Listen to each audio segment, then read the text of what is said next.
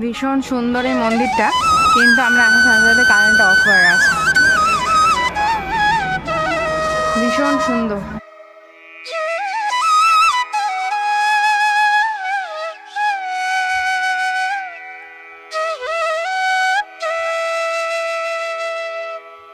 এখন বৈদ্যনাথ ধামে যাচ্ছি, আর বাবি রীতিমতো এখন কোলেই উঠে পড়েছে, ও আর হাঁটতেই চাই।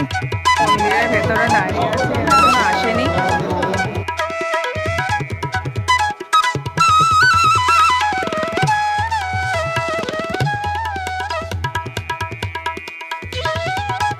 অনেকটা সময় এসছি, কিন্তু এখন দেখছি আরো বেশি করে কুয়াশা হয়ে গেছে এখানে। মন্দিরগুলোর মাথাগুলো দেখা যাচ্ছে না ঠিকঠাক করে, এত কুয়াশা হয়ে গেছে এখানে। সকালের থেকে বেশি কুয়াশা হয়ে যাচ্ছে যত বেলা